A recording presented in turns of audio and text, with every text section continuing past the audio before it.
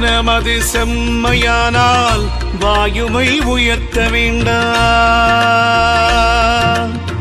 மனமது செம்மையானால் வாசியை நிறுத்த வேண்டாம். மனமது செம்மையானால் மந்திரம் செம்மையாமே.